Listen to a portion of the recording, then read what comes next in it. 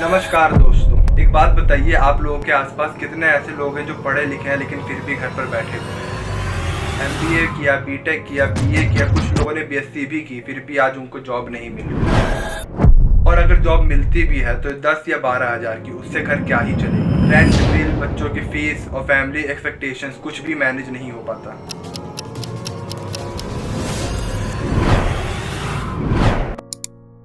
नौजवान को रोजगार ना देने वालों, जनता माफ नहीं करेगी।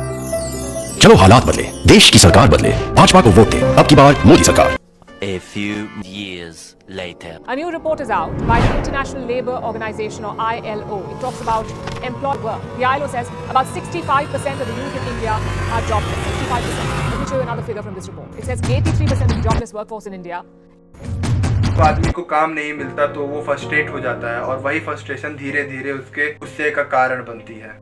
टाइम्स ऑफ इंडिया का एक रिपोर्ट आया था जिसमें बताया गया कि सिर्फ 8.25% ग्रेजुएशन अपनी क्वालिफिकेशन के हिसाब से जॉब करते हैं, बल्कि ये तो उनकी स्किल्स मैच नहीं करती, या तो फिर उनको कोई ऐसा जॉब मिलता ही नहीं। वही लोग जिससे देश को उम्मीद है, पर सिस्टम उन्हें कुछ दे ही नहीं रहा। ये लोग कब तक ट्राई करेंगे? एक दिन, एक महीना या एक साल?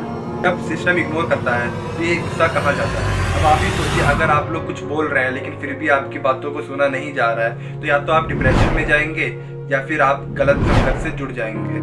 ORF इंडिया ने एक आर्टिकल पब्लिश किया था जिसमें लिखा था कि लॉकडाउन के बाद जॉब अनएम्प्लॉयमेंट 27% के ऊपर चली गई थी। अब छोटी सिटीज में पिटी क्राइम्स जैसे चोरी, चीटिंग्स सब बढ़ गए थे। जब आदमी का पेट खाली होता है तो सबसे पहले अपने बारे में सोचता है, ना कि दूसरे के बारे में। यहाँ पे पॉलिटिक्स का सबसे बड़ा रोल है। इलेक्शन के टाइम पे बेरोजगार लोग सबसे ज्यादा एक्टिव रहते हैं, पर क्यों? क्योंकि उनके पास टाइम होता है, एनर्जी होती है, फ्रस्ट्रेशन होता है, और यही पॉलिटिशियंस आपका फ्रस्ट्रेशन यूज करते हैं। आओ रैली में आओ, उनके रिलीजियस का ये कर दिया, हमारे लिए नारा लगाओ जैसी चीजें। आप लोग सोचते हैं आप लोग कुछ तो कर रहे हैं, लेकिन असल में आप लोगों को टूल बनाकर आप लोगों को यूज किया जाता है। उन लोगों को आपके वोट से मतलब है, आप लोगों के फ्यूचर से नहीं। इसका सोल्यूशन क्या है? तो सोल्यूशन सिंपल है, लेकिन इसको करना मुश्किल है क्योंकि सिस्टम स्लो है। आप लोग अपनी स्किल्स पे काम कर सकते हो, सिर्फ डिग्री से काम नहीं चलेगा। आप लोग digital marketing, graphic designing, coding, video editing, YouTube पर आप अपना अकाउंट बना सकते हैं। ऐसे कई चीजें हैं जो वेबसाइट और यूट्यूब पे फ्री होता है। आप लोग ये सब कुछ सीखने के बाद ऑनलाइन काम कर सकते हैं।